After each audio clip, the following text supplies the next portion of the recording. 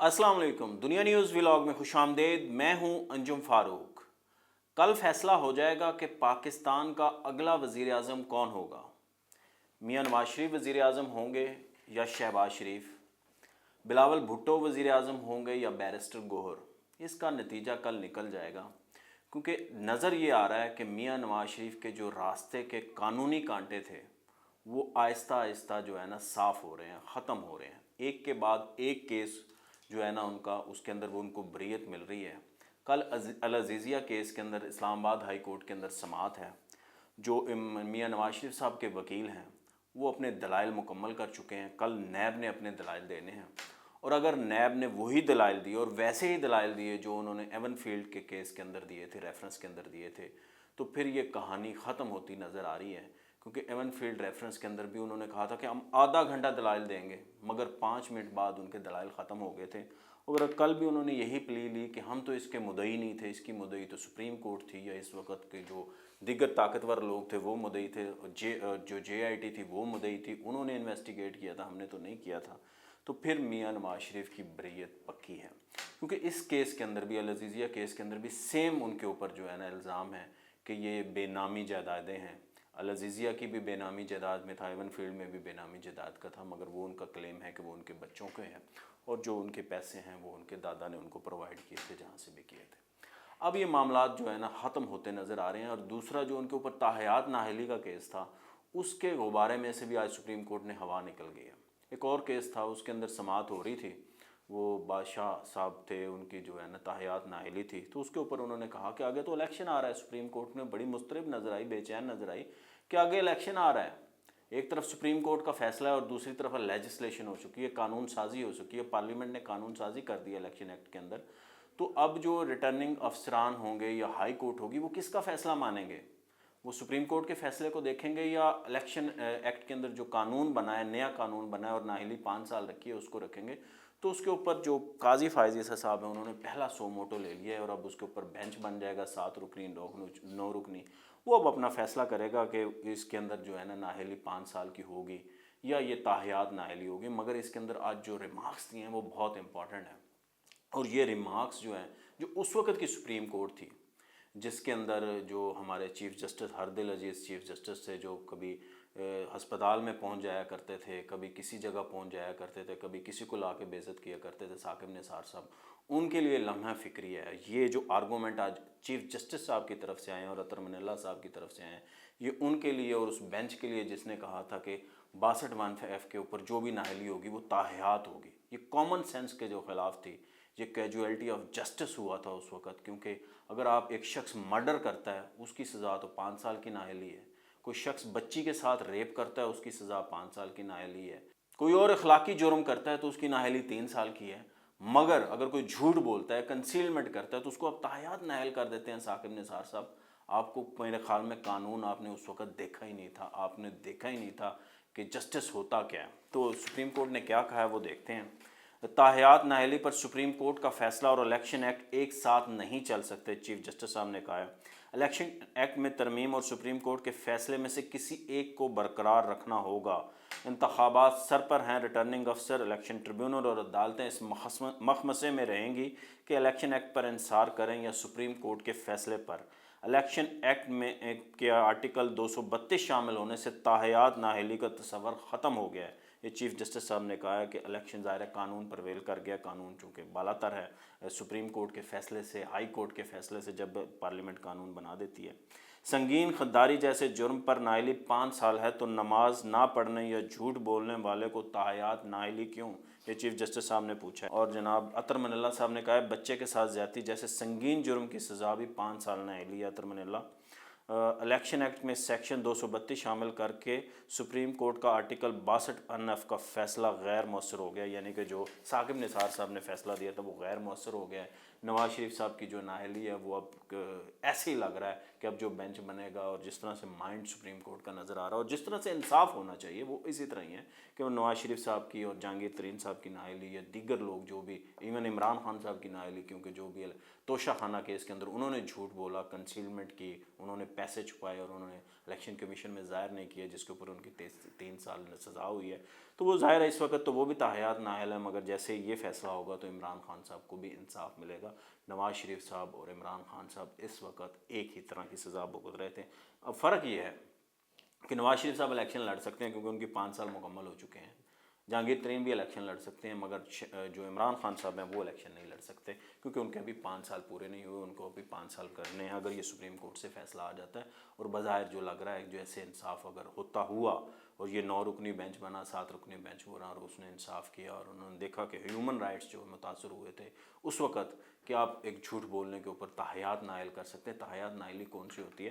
اور ویسے بھی فیصل باوڈا کیس کے اندر سپریم کورٹ فیصلہ دے چکی ہے، فیصل باوڈا صاحب کے اوپر بھی سیم الزام تھا کنسیلمنٹ آف فیکٹ کا، مگر اس کے اندر جو ہے نا جسٹس بندیال صاحب کا فیصلہ ہے اور انہوں نے اس کو 1 ٹرم کر دیا تھا، یعنی کہ ایک مدت کے لیے پارلیمنٹ کی جو مدت ہوگی 5 سال ہے، اگر وہ 3 سال رہ گئے، 4 سال رہ گئے۔ فیصل باوڈا صاحب 2-2.5 سال جو ہے نا وہ رہے پارلیمنٹ کے اندر، پہلے وہ ایم این اے تھے، پھر وہ سینیٹر بن گئے، اس کے بعد سے اب وہ 2.5 سال کے لیے یا 2 سال کے لیے نائل تھے، تو اب وہ الیکشن لڑ سکتے ہیں، اس کے لیے وہ ایلیجیبل ہے اگر وہ لڑنا چاہے۔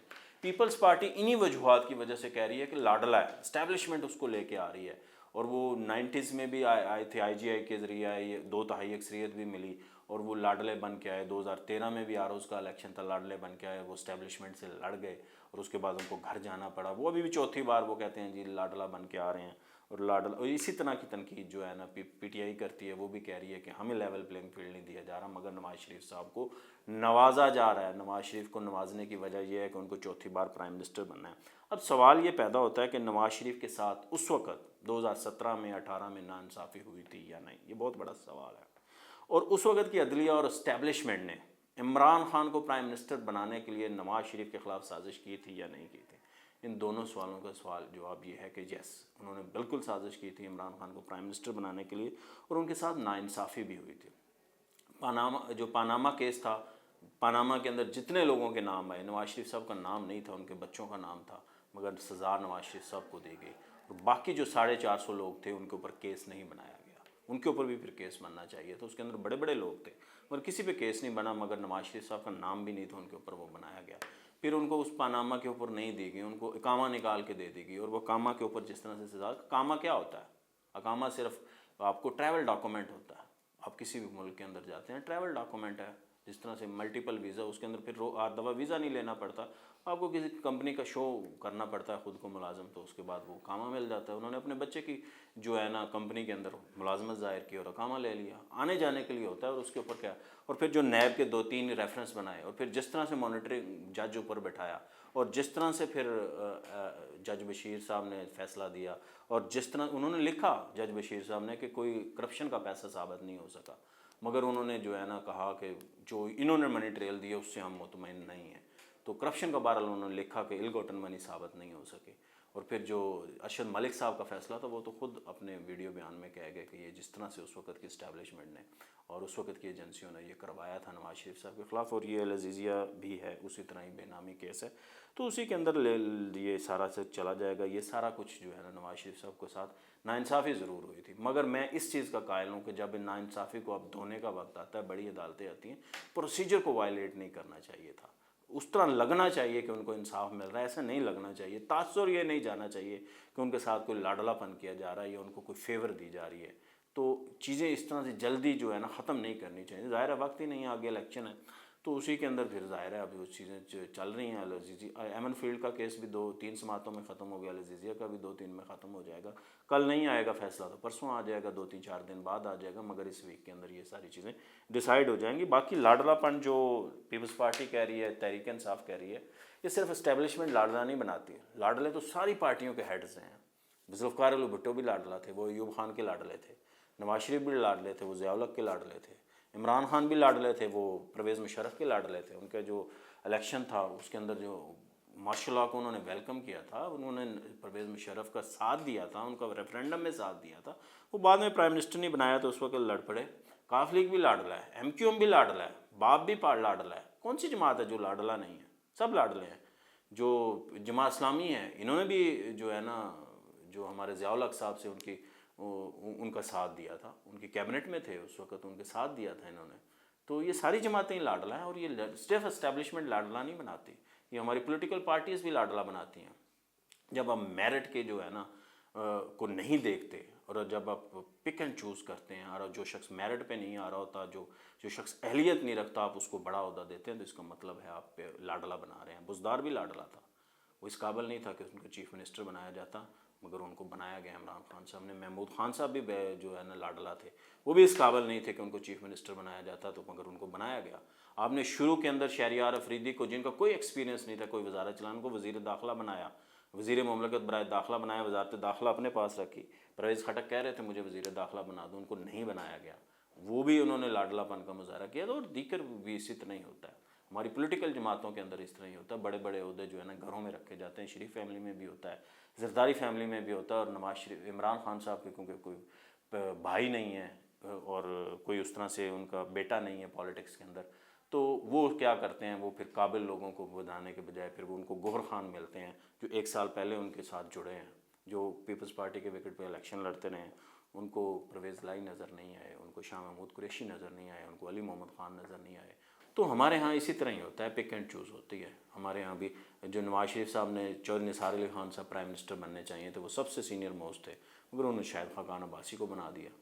تو انہوں نے بھی پک اینڈ چوز کیا, انہوں نے دیکھا کون ہماری بات مان کے چلے گا. نثار علی خان صاحب کا اپنا موقف ہے, وہ ظاہرہ کسی کی نہیں سنتے, ان کی کریڈیبلٹی جو ہے وہ بہت زیادہ ہے, وہ صاف و شفاف پولیٹیشین ہے, مگر ان کو پتہ تھا یہ نہیں سنیں گے. مگر جو لاڈلے تھے شاہد خاقان, ان کو پتہ تھا یہ ہماری مان کے چلیں گے, تو ان کو پرائم منسٹر بنا دیا. تو یہ ریت چلتی رہتی ہے, لاڈلے کی ریت چلتی رہتی ہے. دیکھیے حالات اب کس طرف جاتے ہیں. الیکشن اناؤنس ہو چکا ہے, 8 فروری کو الیکشن ہے. اب الیکشن کمیشن کو بھی چاہیے کہ وہ الیکشن شیڈول جاری کر دے. آگے 57-58 ڈیز تو رہ گئے ہیں, 54 ڈیز کا تو شیڈول ہوتا ہے, تو آگے 1-2 دنوں میں ان کو اب یہ کر دینا چاہیے تاکہ پروسیس سٹارٹ ہو, اب ہام ختم ہو جائے. مجھے دیجیے اجازت, اللہ حافظ.